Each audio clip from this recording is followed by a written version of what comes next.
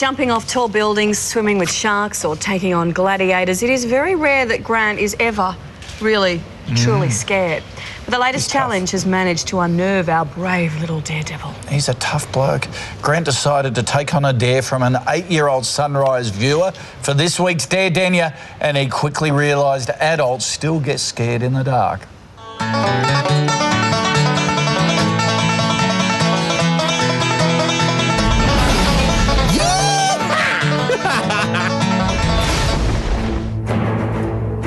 There's the boy that was burnt to death that didn't get up for work. Old Mrs. Steele virtually died here, her presence here, and she has been seen a couple of times out the back. The caretaker was shot.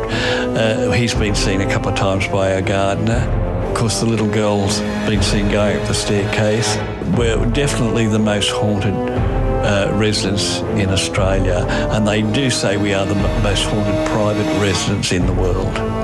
8-year-old Kane from Yarrawonga has this week dared Denia to visit a haunted house, but not just a haunted house. We have found the most haunted house in Australia. Welcome to Monte Cristo in Junee in New South Wales, where the living collide with the dead hundreds of times every year. No one knows why, but we are about to find out because we're staying the night.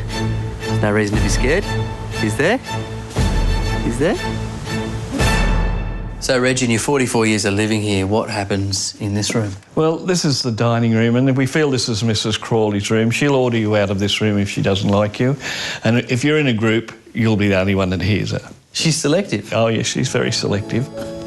I don't know why you're so cool with this, because I ain't. And what of this staircase? Well, this is the staircase where the nanny dropped the little girl Crawley down, and she claimed that something pushed the child out of her arms. And we have had people see the little girl go up the stairs in front of them, and sometimes they just hear the little footsteps. They don't see anything. Have you got a room for me? We sure have. Oh, thanks, mate. I don't know what's scarier, the house or your laugh.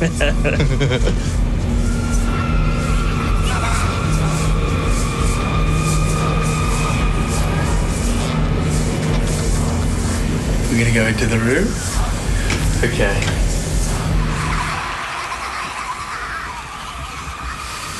So we're in the room that sees the most amount of action. A torrid history of a child supposedly slaughtered in this room with the blood smeared on the wall there. Mr. Crawley, the owner of the original homestead, he died in here. And we're going to try and stay the night in here.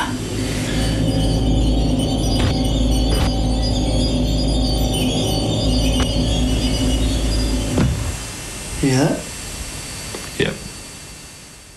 There's two things that you're likely to hear during the night. The sound of a piano. The original owners, the Crawleys, were very musical, although there is no piano in the house currently. The other thing is the sound of children playing, which is normally about 4 a.m. in the morning. I've never had a more uncomfortable night in one place. Guests always talk about being violently shaken in their sleep, like someone's waking you up and you open your eyes and no one's there. It's 3 a.m. and the camera's just turning itself on and off. So apparently this does happen. It's playing up with our gear now and I'm freaking. How long to go?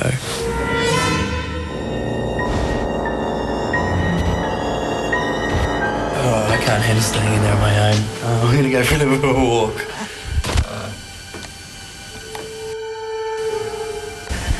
This is the famous balcony where one of the servants fell to her death just down onto the stairs down there. It was an unwanted pregnancy.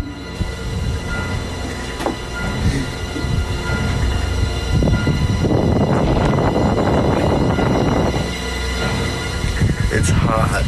I'm tired.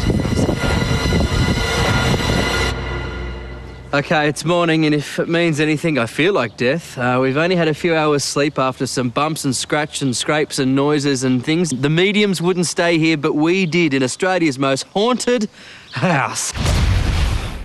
Oh, he's tough, isn't he? Beautiful house, for what it's worth. Yeah, just don't like the neighbours or the renters, the boarders. The tenants, yeah.